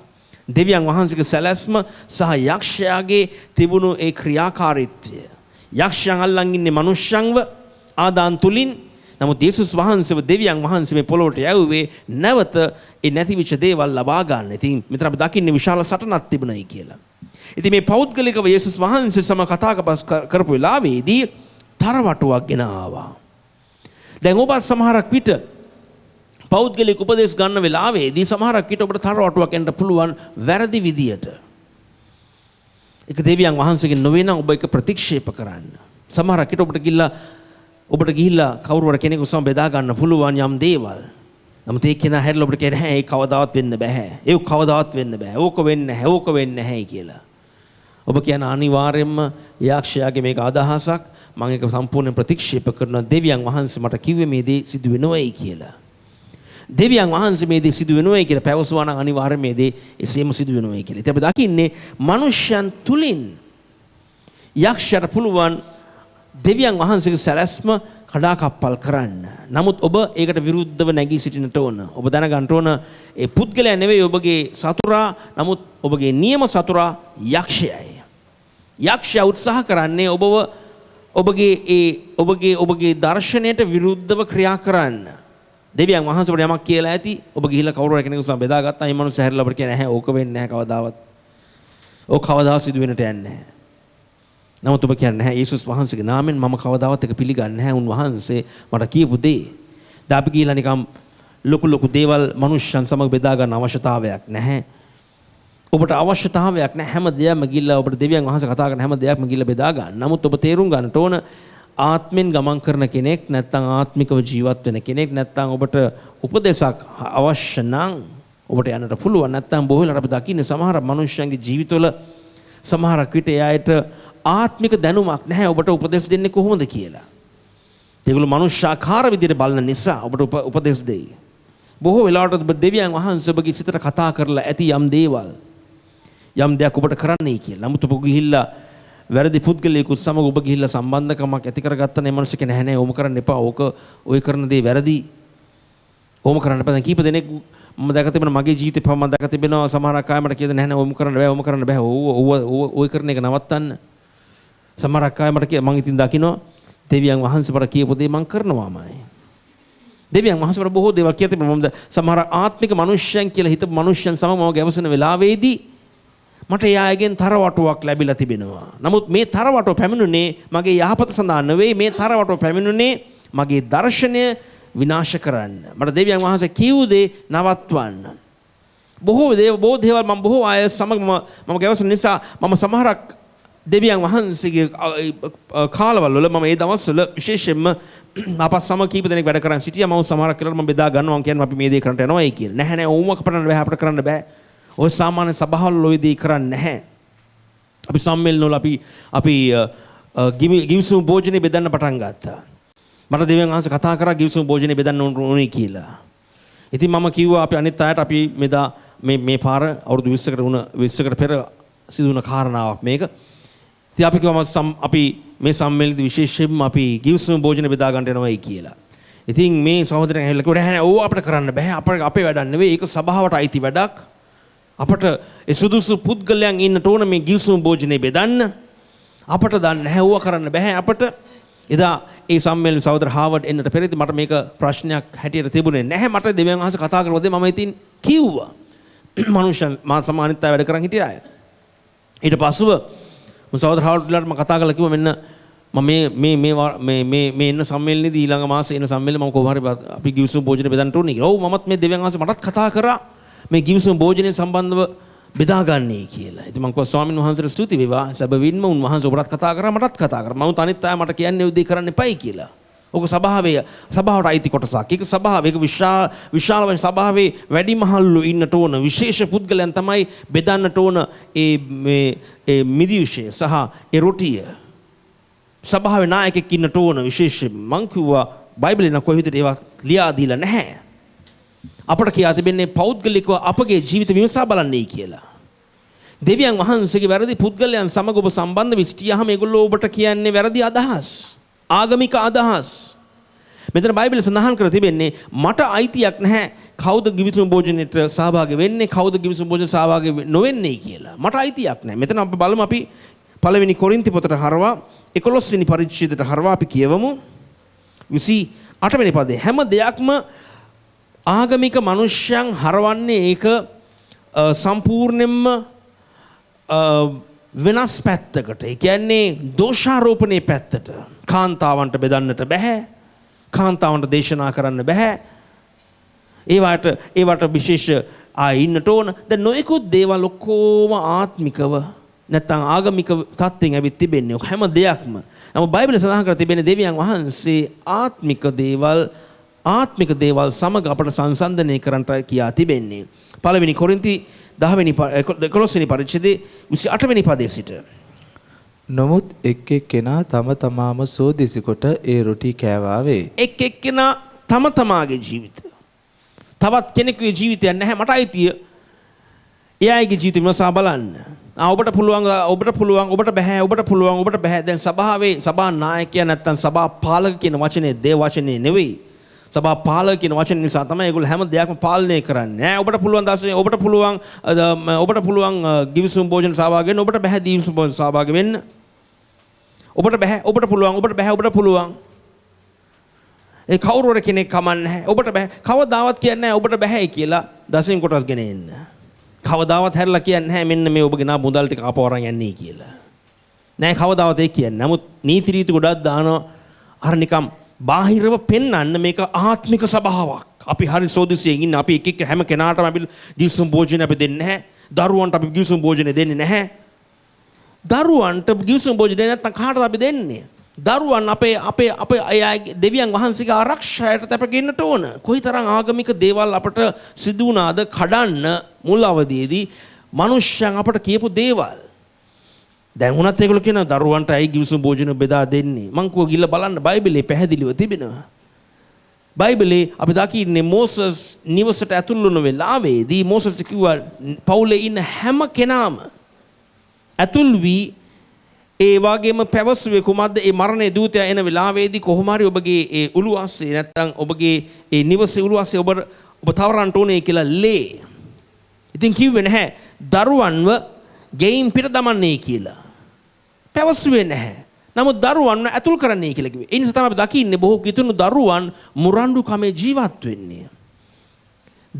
දෙවියන් වහන්සේගේ දේවල් එයාට එපා වෙලා තිබෙන්නේ මොකද ඒ දෙවියන් වහන්සේගේ දාසයන් කියන මනුෂ්‍යයන් නැත්නම් පාලකයන් කියන මනුෂ්‍යයන් නෑ දරුවන්ට බෑ දරුවන් ඈත් කරන්න. දැන් දරුවන් ඈත් කරපුවාම පෞල් ප්‍රශ්න අනිවාර්යයෙන්ම ඇති වෙනවනේ නම්. දරුවන් මුරණ්ඩු නාම පෞලේ විශාල ප්‍රශ්න වෙනවා.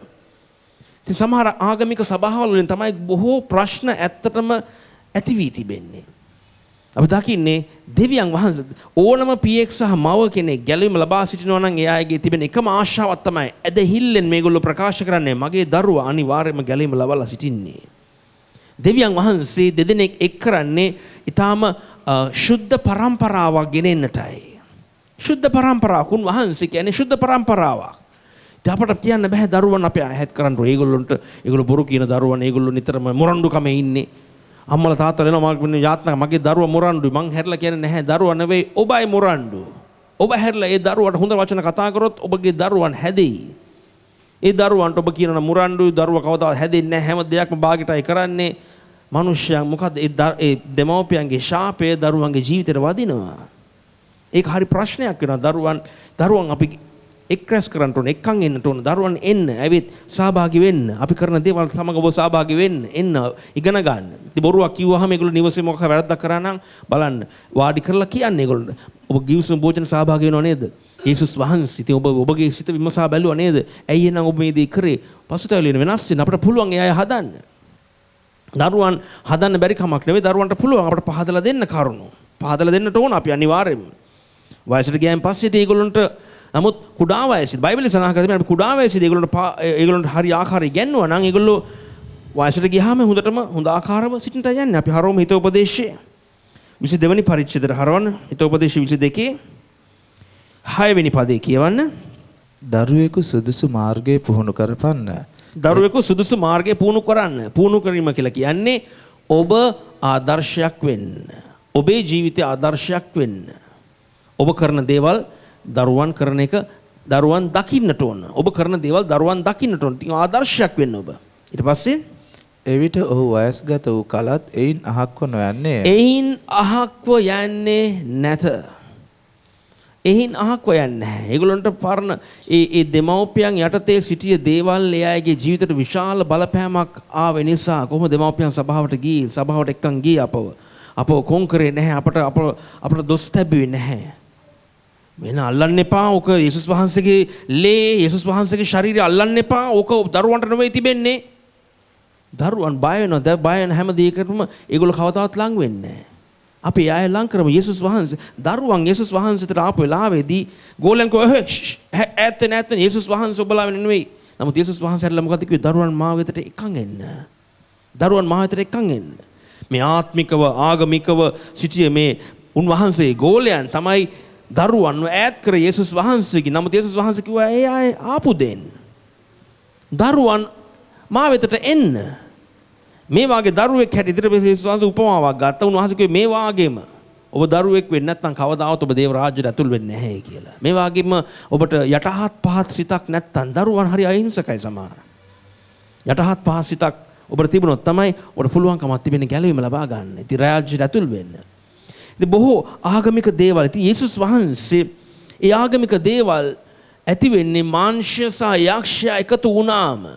මාංශය සහ යක්ෂය දෙක එකතු වුණාම තමයි අපි දකින්නේ ආගමික අදහස් එන්නේ මිනිස්සුන්ට. අපි ඒවෙන් අපි ආය වළක්වන්න නැතුව දෙවියන් වහන්සේට ගෙනෙමු. ස්වාමිනී ඔබ වහන්සේගේ මේ දරුවන් ඔබ වහන්සේට අපි කැප කරලා තිබෙන්නේ මේ දරුවන් ඔබ වහන්සේ අපට දී තිබෙන දරුවන් නිසා අපි දන්න තරමට අපි උපකාර කරනවා මේ දරුවන්ට හරි දේවල් උගන්වන්න. තව එක කාරණාවක් බලමු. තා ඉක්මනින් මතියු පොතට හරමු. මතියු 15 වෙනි පරිච්ඡේද. යේසුස් වහන්සේට උන්වහන්සේ ගෝලයන් ඇවිත් කතා කළා. මතියු 12 වෙනි පරිච්ඡේදයට හරවා නැත්නම් 15 වෙනි පරිච්ඡේදයට හරවා 15 වෙනි පරිච්ඡේදයේ 12 වෙනි පදේ අපි කියවමු.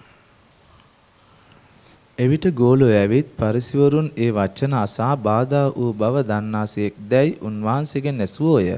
පරිසිවරු ඒ අයට උන්වහන්සේ කිව්වේ පරිසිවරු ස්වාමිනී ඒ අය බාධාවට පත් වෙන්නේ නැද්ද ඔබ මේ කතා කරපු දේවල් වලින්? උන්වහන්සේ තදින් කතා කළා. උන්වහන්සේ ප්‍රසිද්ධියේ පැහැදිලිව කතා කළ පැවසුවා.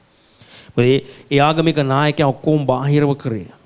හැම දෙයක්ම අත පිරිසිදු කරගන්න එකයි, පාද පිරිසිදු කරගන්න එකයි, භාජන පිරිසිදු කරගන්න එකයි, හැම දෙයක් පිරිසිදුව බාහිරව අපි ඔක්කොම අංක සම්පූර්ණ සියල්ල බලන අය.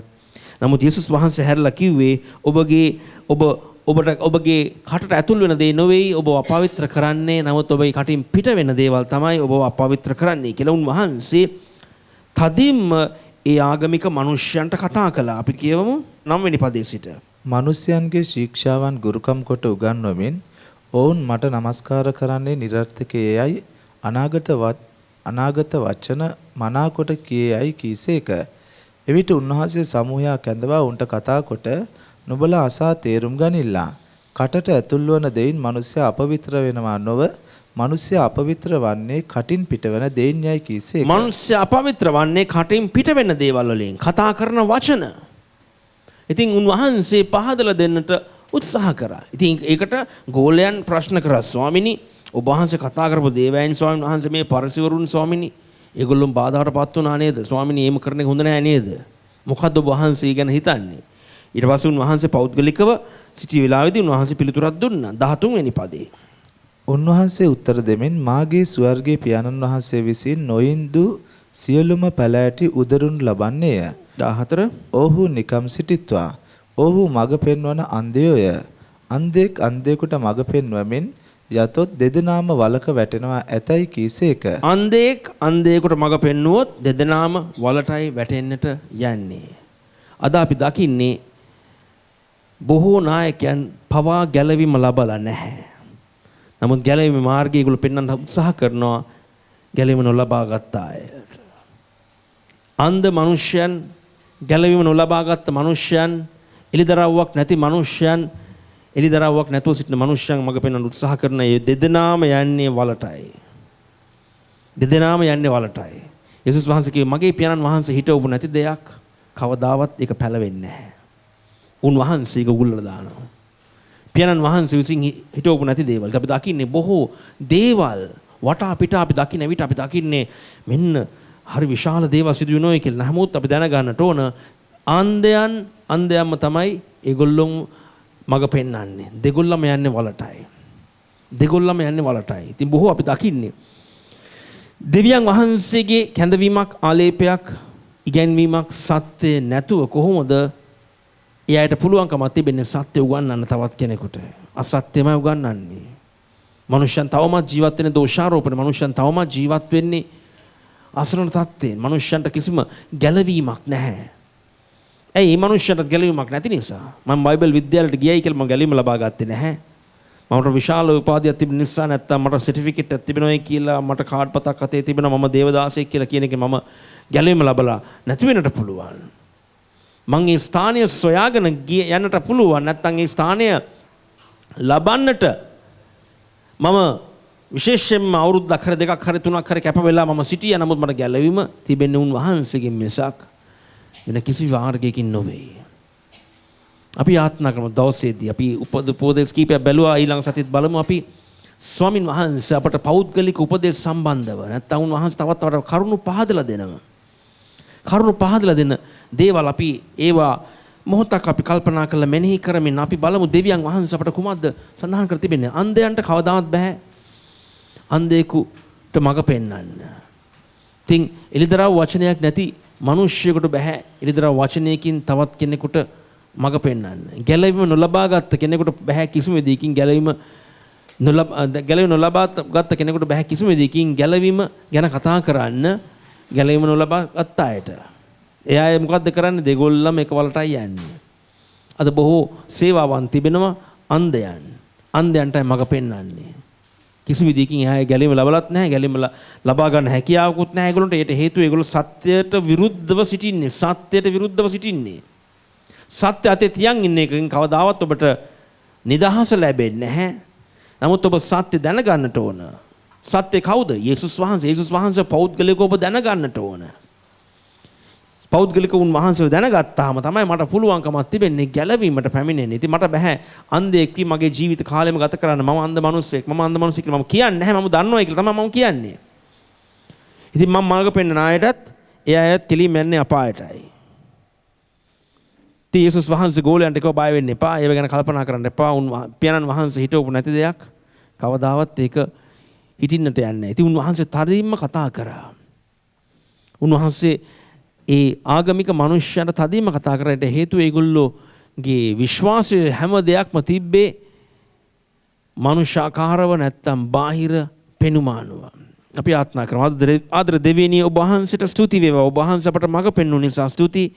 ඔබ වහන්සේ අද දවසේදී අපට පැහැදිලිව කතා කළා. ඔබ වහන්සේ අපට ඔබ වහන්සේගේ පෞද්ගලික උපදේශ සම්බන්ධව පෙන්වුම් කර දුන්නා. ඔබ වහන්සේට ස්තුතියි ස්වාමිනී. මනුෂ්‍යයන් හරහා අපගේ ජීවිතේ බලපෑම ඇති වෙන වෙලාවෙත් අපි දැන් තේරුම් ගන්න ඕන යක්ෂයා කොයි ආකාරයෙන්ද අපේ ජීවිත විනාශ කරන්නට නැත්නම් දෙවියන් වහන්සේලා දී තිබෙන සැලැස්ම වෙනස් කරන්නට ඉන්නේ කොහොමද කියලා. නමුත් ඔබ වහන්සේ අද දවසේදී අපිට උගන්වන දේවල් අපි තේරුම් අරගෙන විශ්වාස කරමින් අපි ඉදිරියට ගමන් කරනවා. යේසුස් වහන්සේගේ බලවත් නාමයෙන්. ආමෙන්.